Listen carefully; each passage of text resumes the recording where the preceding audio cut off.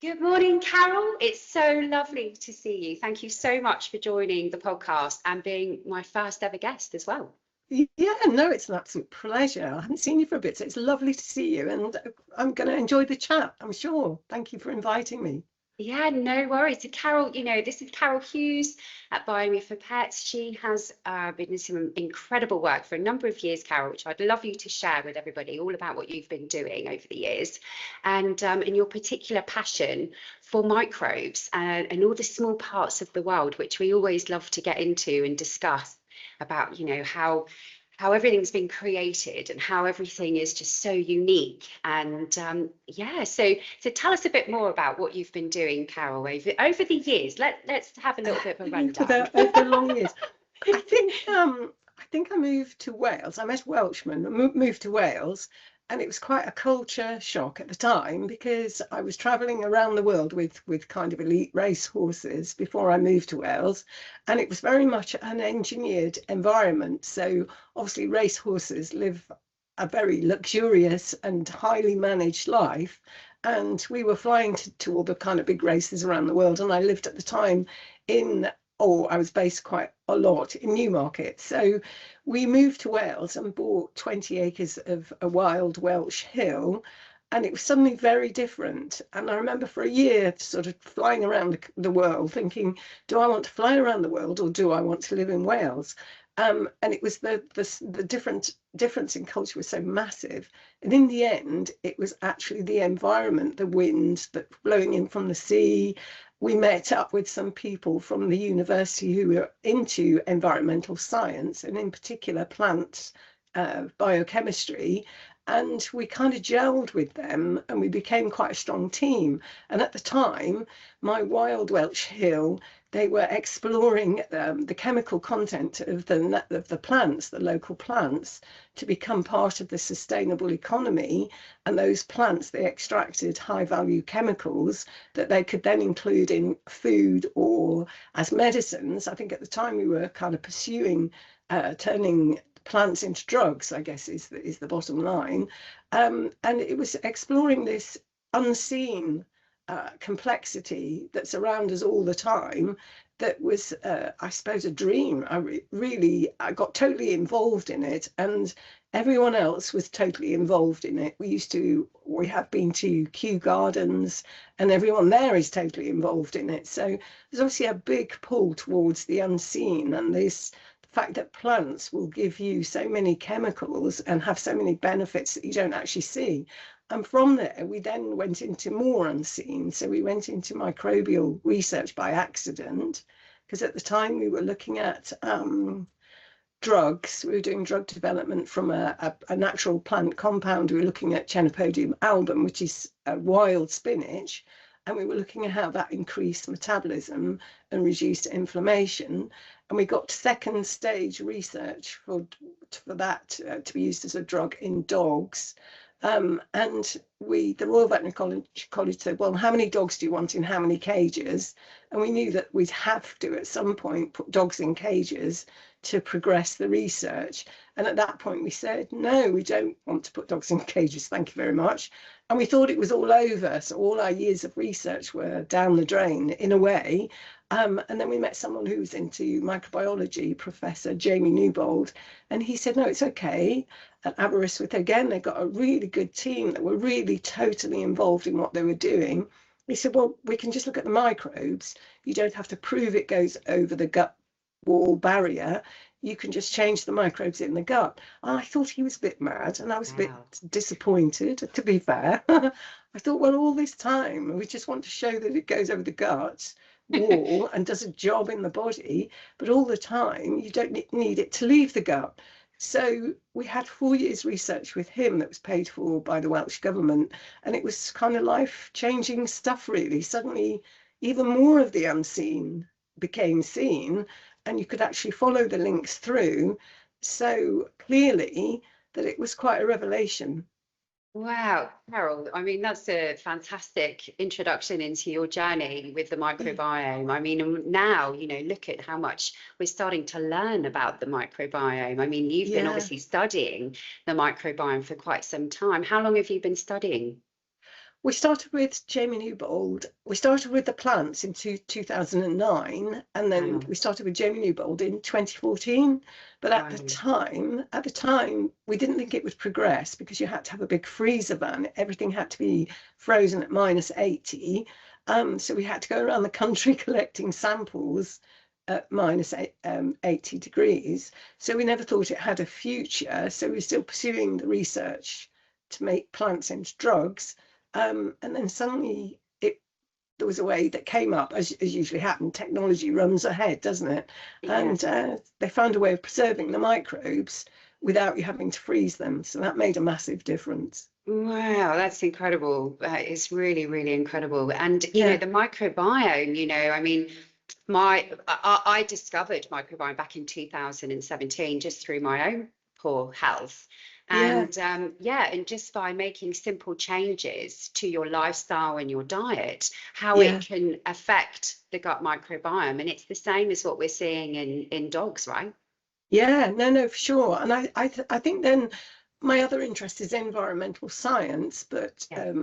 because we're linked to the two universities, we can do modules every year, and I kind of see it as continual professional development. Um, but it's very complex.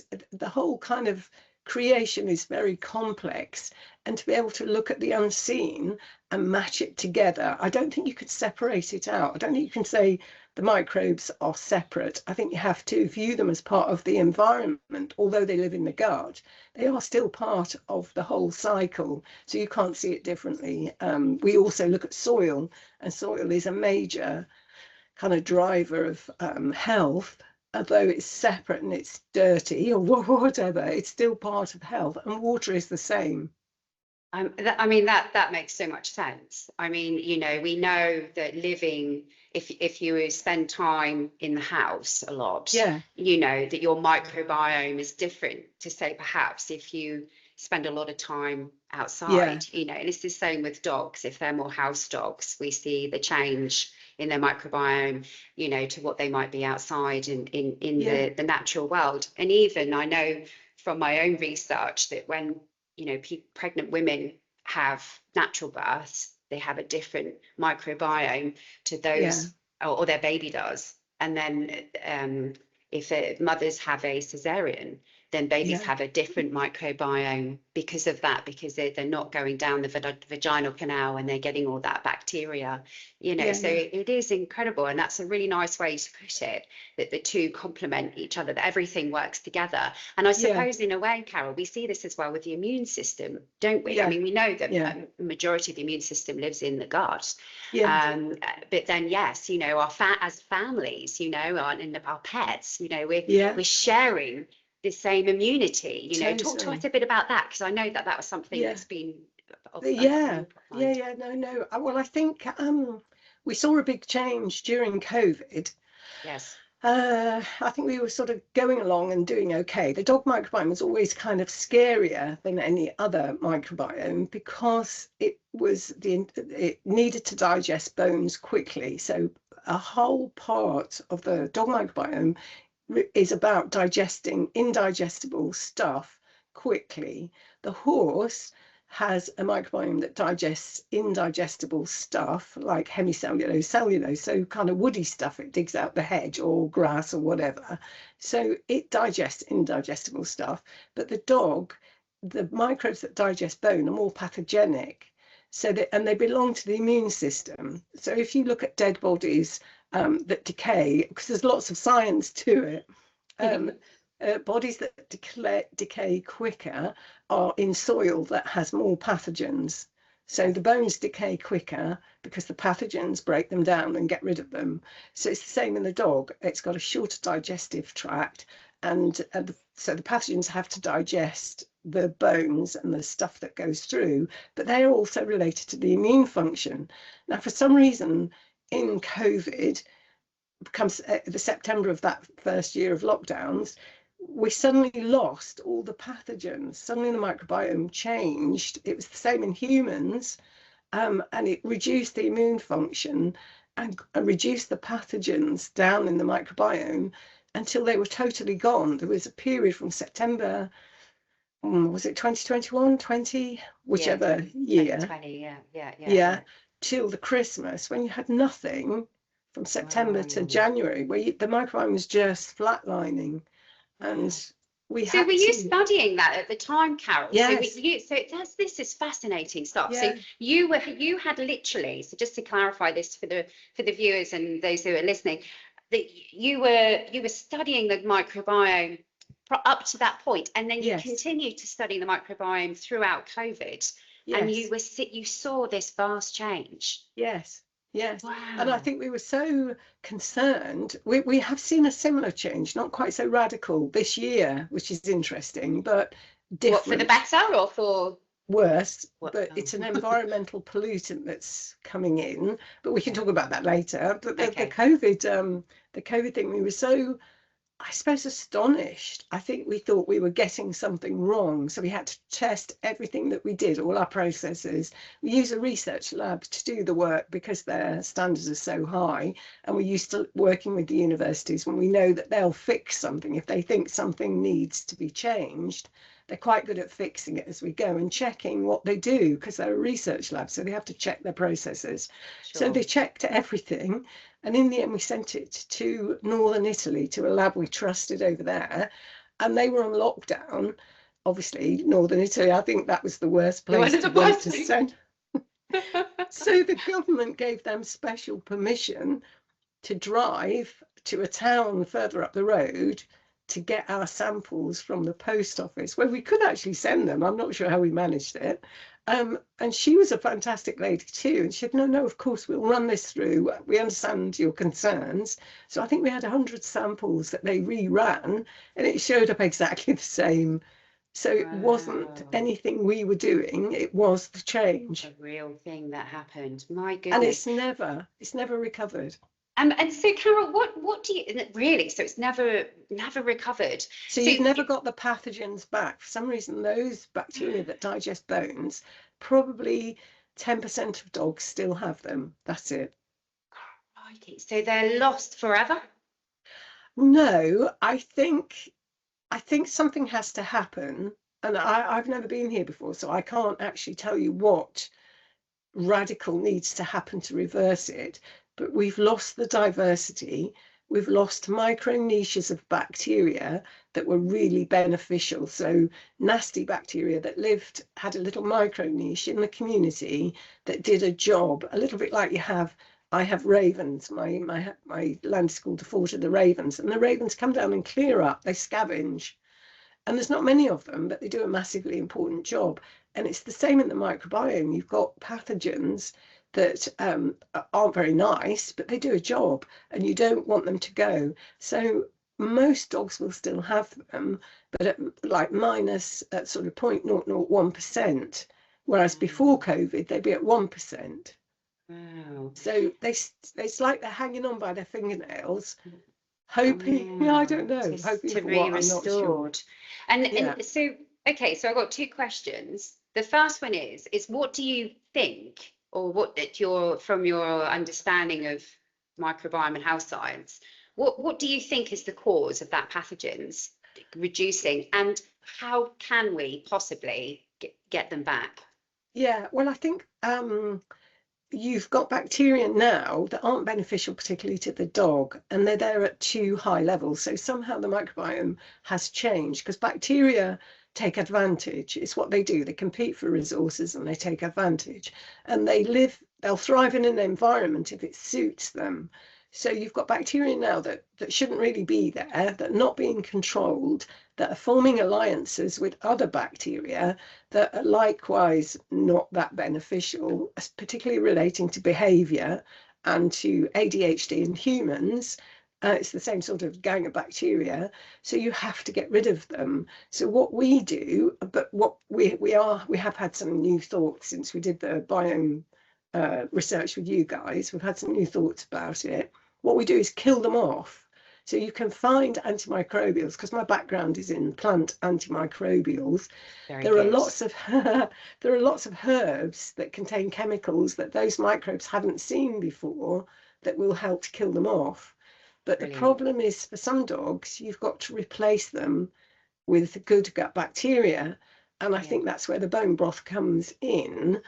So for a large percentage of dogs, you have to replace that bad population with a good population, but you can't do it too quickly because the dog doesn't cope. He just then, you get other bacteria that take over in the environment that still aren't that beneficial because they're stronger bacteria.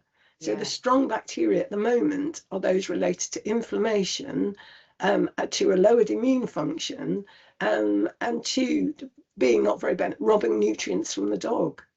Wow, I mean, that's just fascinating, isn't it? I mean, you mentioned about our Biome Broth study there, so it might be quite a nice introduction to talk about that because, you know, we did this study last year. Yeah, What year are we in now? 2025. So last year, yeah, 2024, and we tested 33 dogs that had never had broth before in their diet. And we gave them bone broth. So when I say we tested the gut microbiome of these dogs, didn't we? yeah, yeah, And we took 33 dogs before and gave them broth for 4 weeks. And then we yeah, did a test for their gut microbiome after those 4 weeks. yeah, And I don't know about you, but I was totally blown away by the results. I have to yeah, be honest with you, I wasn't surprised because of no, my own health journey with broth and I have natural health and obviously the focus on my own gut health. So I wasn't surprised about the results, but I was totally blown away by the fact that it had such a big change. So we yeah, saw, you know, the beneficial bacteria. yeah, It was bifidobacterium, wasn't yes, it? yeah, yeah, We saw a huge increase in the bifidobacterium within yeah, all dogs, which was yeah, amazing. yeah. Well, I think that's what I suppose changed my thought process because I'm sort of moving in that direction, but you can only move in that direction as research becomes available. You can only go along the journey at such a pace. You want to go quicker, but you can't because you don't. We haven't been here before. We haven't had a COVID lockdown or a change, such a massive shift in the microbial population. So you can only go to a certain speed. But the majority of dogs post-COVID will have one species of bacteria that predominates and makes up maybe 25 to 55% of the microbiome. And Mm. what happens if you feed the good gut bacteria, like the bifidobacteria, is that those bacteria reduce. The ones that are overgrown, they start to reduce, but slowly. So they're not killed off. I think what the bone broth is doing is helping the bacteria to make a change in the microbiome to favour the beneficial bacteria across the board, because in that way you'll make the changes more gently. The dog will cope with it better. Yeah, that's So rather than amazing. killing them off and having a Yeah, shedding event, not knowing what you're getting back in, if you yeah. can change the environment and promote the good gut bacteria, you can really see what's happening to the bad bacteria at the top. And those bacteria are also antimicrobial resistant. So they come from the families that are resistant to antibiotics. Wow. I mean, you just said that so beautifully, I think, Carol, the fact that it's almost, we can replenish the ecosystem, you know. Yes. So I think that was one thing that, you know, I've always said is that, you know, don't try and strip everything out. You want to replace, No. you know, and that's the incredible thing with bone broth, you know, Yeah. and broth, you know, as we know, is an ancient cooking method that's been Yeah. around. You know, I mean, the earliest mention of it is actually in the Bible, back Yeah. in early Bible times, and we see that actually it was used in times of famine when they did, you know, the people did, they were under, you know, extreme poverty and they didn't have access to food, so they would use the whole animal and eat the whole Yeah. animal. So, you know, and It takes broth me was back part to of my that. student days. We used to make a cooking pot of that's a long time ago. Yeah, we weren't very rich then. But I think, you know, so many, it's funny, it does make me laugh because I see when these new broth companies come in, they always reference their old grandmothers who used to cook the Yes, broth and the pots yes. and stuff, but No, it has just been a tradition. well, no, and also the chefs. I mean, I love cooking, and Yeah. I think Tom Kerridge is my sort of best cook. So making a stock, which is a type of bone broth, I know it's different in lots of ways, but you're taught about the health benefits of bones, and I think that with dogs, it grieves me Yeah. when you talk about some dogs can't eat bones, I know why they can't. But isn't it a shame, because they're meant to do that? Yeah. So perhaps bone broth is kind of replenishing some of those microbes. Maybe that's the bone broth is doing that job of the bones a bit. Ah, that's really interesting. Yeah. Yeah. And perhaps that's why we did have so many positive results from our broths, is because Yeah. we literally put loads of bones in our broth. I mean, Yes. we do And you can not. smell it in your bone broth. You Yeah. can smell it, can't Smell you? it, You yeah, can. yeah, definitely. Yeah. And sometimes even we do have, although we sieve the broth when it comes out of the pot, some smaller bone particles do actually get Yeah. transferred into the liquid. All broth companies would have that because they're so Yeah. fine, it would Yeah. be almost impossible to catch them all. But So I think again, that's there's that good. natural nutrition there as Yeah. well. And also I do think that, it's been part of our diet, human diet, and also Yeah. dog diet probably, because Yes. it would make sense that back in the day, when if you're making up a broth and you've got some left over, you'd give it to the dog, right? Yeah. Of course. Especially if it's a working dog, which most dogs would have been back in that time. Yeah. So yeah, I feel like it's been part of the diet, and unfortunately over the recent, well, I mean, look, we could say probably over the last 60 years our diet has really, really changed since the Yeah. introduction of mass manufacturing of food, not just for humans, but for dogs. We're seeing Yes. all sorts being added to dog food now, Yes. and we've got these bigger companies who, have sort of a veterinary medical claim that this is Yes. that it's been designed, this food has been designed for this purpose, but actually it's highly processed. Yeah. And really, we just need to make it very simple and go back to the natural elements of how the world was created and what we should be feeding from. We should just literally be feeding from the land, Yes. enjoying plants, for Yes. medicinal purposes, Yes. enjoying, the animals. There's obviously a movement to come away from eating, animal meat, but actually, no, that's wrong. We need to Yeah. make it up more of our diet, eat more of the animal itself, Yeah. and graze on all the other amazing fruits and vegetables that are available to us. Yeah. Yeah. No, definitely. And I think for me, because I live that kind of life, the Yeah, environment is so a massive part of my dog's diet. So, they'll forage plants that they want to eat that you wouldn't probably dream of giving them otherwise if they hadn't found them, dug them out. And I'm always sort of like, well, what's this about? What chemicals are in this? Because that's we've spent so many years doing that. It's of real interest to me. Why would they want to eat that? What's in it? And sometimes they'll eat things that you think, oh God, I've got to look the other way. But they yeah. kind of have this knowledge of why they need to eat it. And I think when you smell your bone broth, I'm sure there's something that's triggered in them because it is what they need to eat. And it's quite a thing to see them do it, isn't it? Yeah, yeah, that's lovely. I love that. Yeah, I mean, it's good for dogs, really good for dogs. And I'm Yeah, so proud that we were able to do that study with you. And I'd love to do more, I have to be honest yeah, with you. yeah. More dogs, more research, let's dig into some other bacteria and all that sort Well, of that's it. stuff. I think Yeah, the population change, it would be quite a brave thing, I think, because you're going to have to look at it over a longer period of time.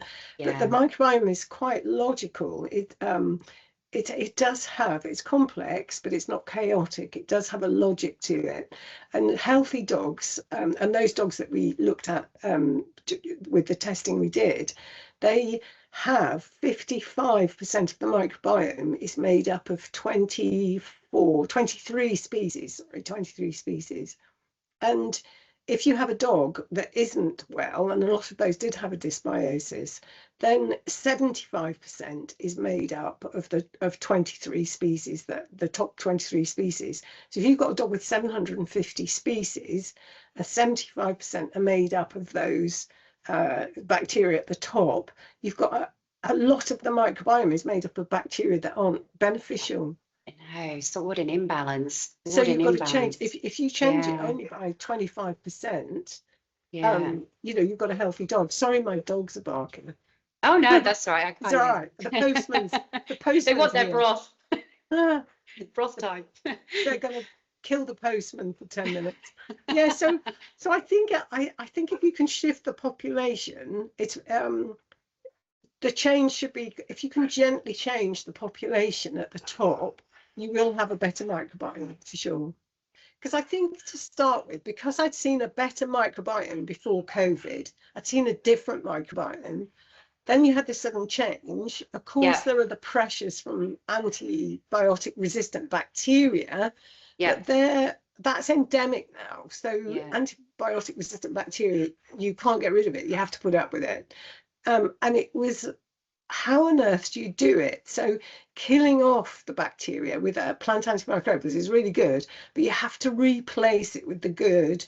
And I think that's where bone broth comes in. So you Yeah, can make the population shift gradual and gentle. And I think nice. that's probably the way forward. But it's taken quite a long time for me to work that out because as a microbiologist, you have to almost let the evidence take you. You can't sort of make it up. You know, you have to see what's happening. And I mean, it's 5 years since COVID, isn't it? So Yeah, I it, know.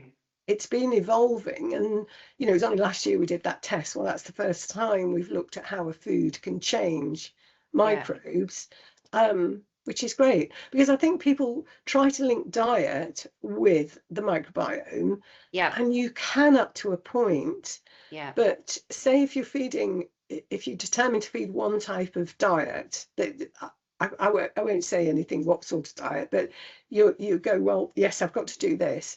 I'm going to feed either home cooked raw or whatever. It will change the microbes. But if you've got a dominant microbe, because we've seen that the dominant microbes at the moment are king in the microbiome, all yeah, you do is increase that one dominant species.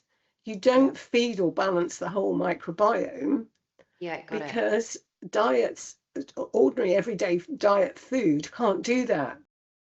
Yeah. Have to go for the medicinal type of foods like herbs or, as we've seen with bone broth, and that will make a difference. That is so interesting and so much wisdom there, Carol, because I think that what Yeah, we are seeing in the industry now is that we're seeing a lot of people cottoning on to the whole gut health thing, but not yeah, necessarily for the purpose of doing good. no, They're obviously no, doing it more from a money making perspective, you know, that yeah, they're seeing that gut health is trendy, you know, obviously, you know, you've been talking about it for a long time. I've been talking about it for a long time. There are a lot of people out there that have been talking about it for a long time, but now it's yeah, starting to, you know, get into more of the mainstream. And we're yeah, seeing some of those bigger players coming in and focusing on gut health.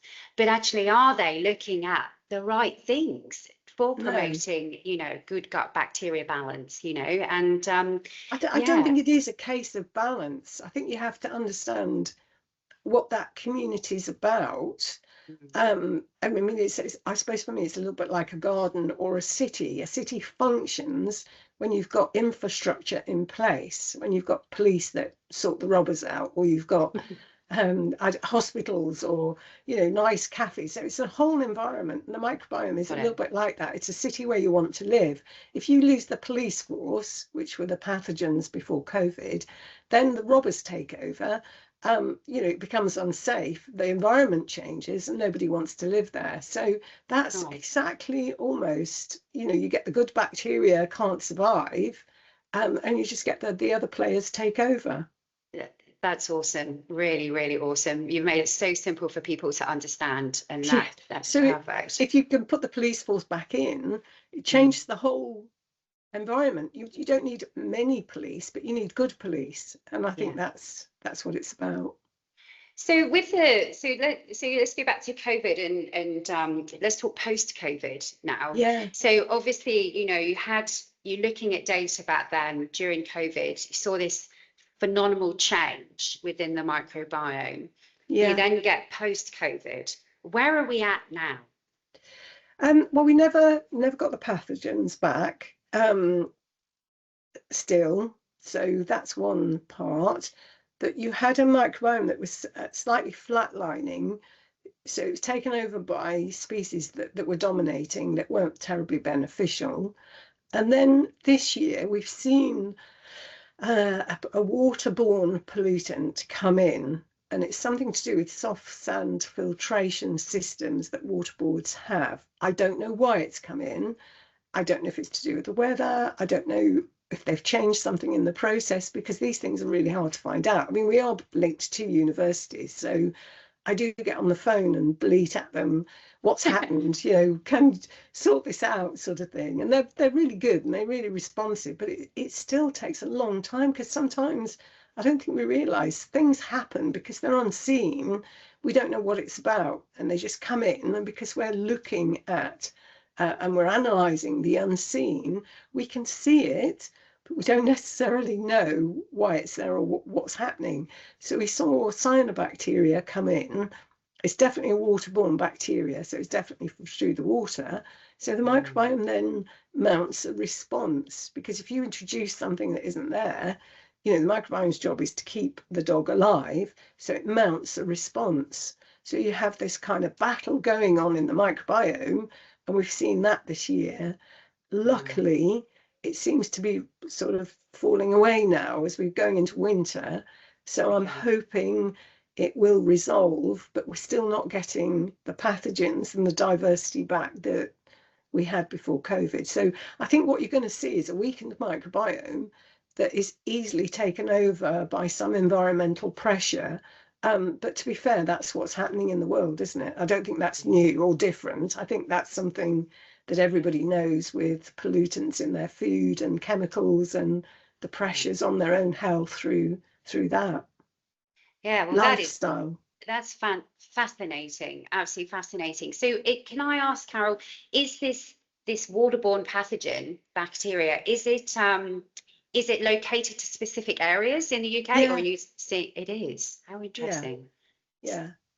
I mean, I've got someone looking into it, but it's quite time consuming. Yeah, This of sort of course. stuff, you can't do it on your own, and there isn't really No. anyone else doing it. So No, wow. I mean, but it's so interesting. I'm going to get a bit conspiracy theory now anyway, because I like all that stuff. yes, But we do see a lot of, the chemtrails. That alarms me. I don't know if you have many chemtrails in no, not in Wales. Wales. You don't really. They're No, not polluting your land. I do. I I mean, I do live in go to my Wales. daughter. I do go to my daughter in Surrey, and I do see them there. And I get quite excited, and I go, "Oh my gosh, that's what everybody's talking about." But we Yeah. don't. We've got a lot of. We're near an air force base, so we get lots of fighter planes and things going over. But no, we don't. Wow. So it's a big problem where I live in Dorset. And we have a Yeah, lot of farmland here as well. And yeah, we're always seeing the chemtrails, going over the houses, or, yeah, or just over the land. And it makes me wonder, what's happening to our environment as a result yeah, of this? There's not been, there's obviously some people that say, oh, it's doing this and doing that, but there's not really been the science research into it. And I suppose because it's blocked, because it's being yeah. operated by those with more power than anyone, so I think the problem with science is that you used to be able to start with a null hypothesis. So you used yeah. to be able to say, I want to prove this, but you can't, no longer can do that. You have to, research will only operate within what's being funded. So Mm. it's very limited anyway, unless you go off and you do your own thing, you're kind of stuck with what they're telling you to research, which is a shame, really. Yeah, it is. It is a shame. It is. And I think we have seen that a lot in science, particularly over the last 5 years, Yeah. for Yeah, sure. I, It's I mean, certainly I think changed. the whole sort of plant research that we were doing here was phenomenal. I mean, Yeah, the infrastructure of scientists that were really creative, because I think I'm a creative scientist, and they nice. were too. They were doing new things, new discoveries, wanting to try new processes. That's all gone because the university thought it was too expensive to do plant research. So Mm. the labs have closed, the whole team's broken up. I mean, we know where they are, which is lucky, so we keep in touch, but that's gone, and they've moved over to mindfulness. Oh, Yeah, so oh gosh, it's such a shame. I just feel yeah, like, even a lot of our universities, yeah, they're struggling, and therefore as a result, the science research isn't being done. And you're quite no, right, it's being narrowed down, it's being controlled. They only want to fund certain things, certain outcomes, yeah, so to push certain narratives. Yeah, I mean, it's a really tough time. It really is. And I think that the world is not getting healthier, you know, and our No. dogs are a reflection of the illness And within the I think world. the other thing that exists is the science, isn't it? There is only Mm, the science. mm, Not and science was always, 'cause being in it all my life, was always creative. It was about a null hypothesis. It was about you coming in with your idea and trying to prove that idea through the scientific process. But that's totally, you know, if you have your own idea that isn't the science, it's a big no-no, isn't it? yeah, it is. And I'll be honest with you, Carol, I feel sad to say this, but I was studying a health science degree, and I was doing it for, I've got 2.5 years into it. Yeah. It was part-time, so I still had another way to go. And yeah, and I found that actually I gave it up because I Mm, was doing it right at COVID time, and there was just so much confusion in science, and there was so much control over certain narratives and yeah. outcomes of things that I felt that I couldn't trust the science of No, what I was no, being taught. And that no. was really sad because I felt, well, you know, if I can't trust this information, how can I continue to Yeah. learn it? You know, how do I know that what I'm learning is truth? No. And as a result, you know, I just sort of obviously didn't finish my degree, and just focus more on doing the business anyway, which, you know, is a great blessing, and I'm very lucky to have that opportunity.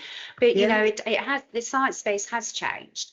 And I Yes. suppose, you know, so Carol, we speak about, you know, microbiome, we speak about, you know, natural health and, you know, how we can do things. So what can families do at home for their dogs, for themselves, you know, to help restore you know, their gut bacteria, help improve their immune system? I think that's really important. You know, I just, you know, and I do think that we're coming into a time, more of a time where we'll see superbugs, perhaps more Mm, pandemics, yes. pandemics. Yeah.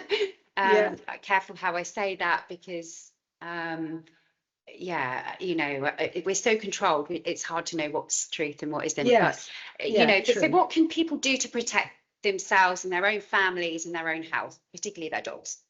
Um, I think get dirty, I love get that. eat rubbish. Don't worry too much if your dog eats rubbish.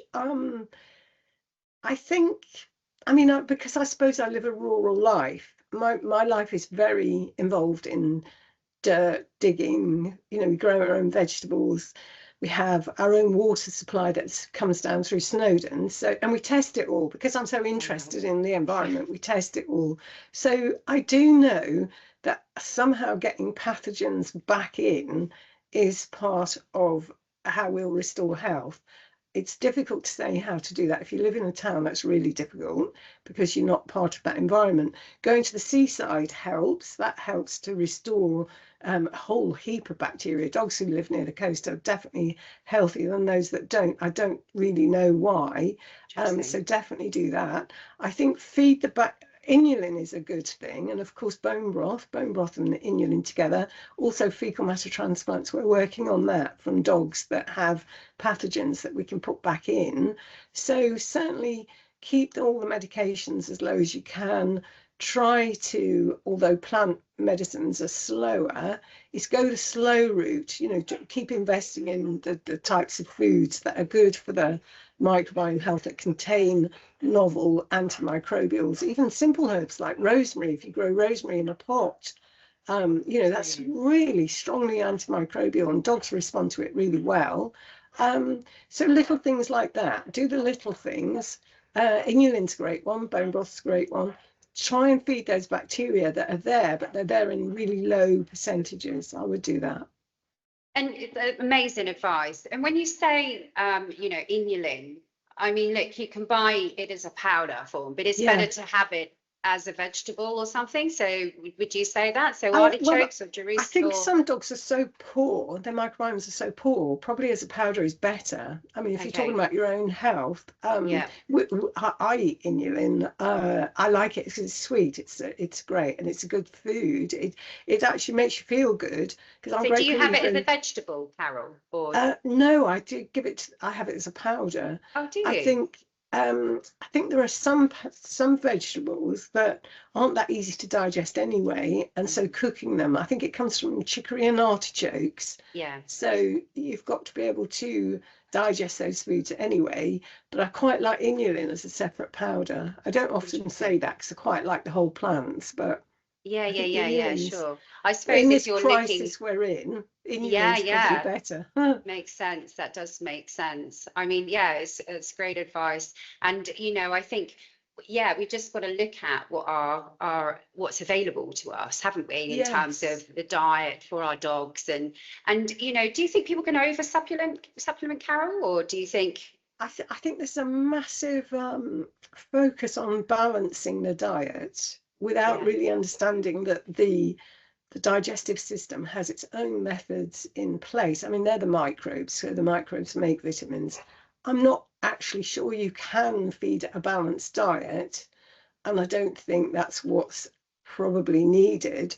I think we should let the dog kind of tell you a little bit, behave like a dog, go out and scavenge, go out and sniff stuff, look at stuff, nibble stuff, because it probably contains a lot more nutrients than you think. If you're putting it in as a supplement, it's in your head, right? My dog needs so much of this, so much of that, so much of the other. And I don't think that's the right way totally to approach it. I'm not against it, but I don't think you're going to get the result you think you're going to get by doing sure. it that way. Yeah, that makes sense. That does make sense. And okay, so Carol, what's next for you, my love? What's your Uh, plans? well, What projects have you got working on that you'd love to share with people? Gosh, so many. I think, well, the big one at the moment is fecal matter transplants. I Excellent. think there are two companies in America that are doing it. We want to do it better, so we want to. We tested lots the dogs as donors. We've only actually got 3 dogs as donors. Or actually, we've got 5 now. But they have to have a stable and resilient microbiome, so they have to be able to withstand environmental stress. And then there's the feces is frozen, made into a capsule, and that then goes to the dog. But what we want to do eventually is find the right donor for the right dog, and it should be entirely possible. So, say if you've got a dog with a certain type of dysbiosis, let's say acid reflux, or is itching, or has yeasty ears, it should be possible to find the right donor for that dog and that process. That's what we're working on at the moment. Wow, that's amazing. And so have you been treating dogs with Yeah, in this way, and are you yeah, seeing good results? yes, yeah. I think we can do better, only because I don't think we've got enough donors. I Okay. think we're very careful with the donors. There aren't that many dogs around with really good microbiomes, really resilient microbiomes. So it's quite Sure. hard to find the donors that we want. I know the other 2 companies in America uh, aren't that worried. But I think that we came into it always looking at the medicinal properties or the medicinal benefits and health benefits of the microbes to the dog. So we Yeah. look at it slightly different. Not all microbes are equal, let's say, and we Yeah. just want to get the best ones and find the best ones for the dog. Wow. Yeah, that's amazing. I mean, look, that's fantastic research. I know that it's been something that they've been doing in humans for a short while as well. So Yeah, it's amazing that we're able to transfer that knowledge and that research into dogs as well. Because, you were talking earlier about dogs and how unwell they are now. We're yeah, seeing that so much more now, aren't we? And I think that yeah, was certainly the case with the Biome Broth Study as well. Those dogs, they were some of their bacteria was just crazy. yeah. They had way too much of the harmful, and yeah, so that was why the project was really encouraging for us as a brand, but also to be able to do something in science too. Yeah, Yeah, no, I think it's all to play for, isn't it? It's all a brave new world. It is, I love it. And Carol, I just want to ask you one more question. We might do a whole session over this, but do you know much about fungi? Yeah, we're moving on to fungi. I'm quite a fan. Do you mean fungi in the gut, the Yeah, fungi in the microbiome? gut, and Yeah, also environmental fungi. Now, yes, this is something that, and it's a shame because this is something that I had a passion about with my health science study, because I yeah, have a real interest in fungi, me too. and yeah, Me particularly too. because like Candida albicans, obviously, you know, in your internal self, but obviously there are many different fungi species out there, and they do make up part of the microbiome community, don't they? Yeah, yeah, they do. I think the gut microbiome, the microbiome is not as important as the microbiome because you have less fungi. But I think what happens with yeasty ears and is it malassezia or whatever it is, you get an upset in the gut microbiome. The microbes control the immune system through the Peyer's patches, which is the mucus membrane that links all the different microbiomes and microbiomes. It's like the control center. And when Yeah. that goes down, which it does, some dogs have, sort of 10% of their immune function working in the gut, and it should be 70%. So when that Wow. goes down, you get an upset right around the body, you get an imbalance right around the body. But in live fungi, and we've got what is it called? A rainforest, a temperate rainforest on our land, because we're in Wales, it rains a lot. And we've got lots of rare fungi. So we're obviously always testing and, I mean, it is like rocket fuel, isn't it? The Yeah. fungi that you can pick and harvest is really good for the microbiome. Yeah. Oh, it's just amazing. Have you ever seen that documentary, Fantastic Fungi? No, no. Oh, Carol. And if anyone's listening on watching and I haven't must I seen it, must look at that. oh my goodness, it is awesome. You've got Yeah. to get onto it. I'm pretty sure it's still on Netflix. Oh, So yeah, yeah, yeah, great. definitely give it a Well, watch. and going back to thinking about that, and going back to what people can do is go in the autumn and kick about in the autumn leaves because Yeah, there are tons of that's microbes. As those brilliant. leaves die, get in there and just enjoy it because you'll top up your microbiome having a walk in the autumn leaves. Oh, it's just so amazing. Like it's such a fascinating part of of the biome, you know, or just Yes. the ecosystem. And and it's Carol, we're both Christians, and we both truly believe that the Lord created this Yeah. incredible world that we live in. And Yeah. isn't it remarkable how fungi has been created to decay, to eat decaying matter, or to Yeah. break down decaying matter. And and it's just I love it all because it's all the restoration and the revigoration of life, But I and think I think it's the order of things because my other thing is yeah, living where I do, we have old trees, so we have ancient woodland, and these trees give out uh, volatile organic compounds. And I had there's a guy who worked at Bangor University, really knowledgeable on these volatile organic compounds, and did talks all around the world. And we met at Kew Gardens, which is an amazing place to have a scientific conference because the resources they have there is awesome. But actually, the ancient trees give out volatile organic compounds.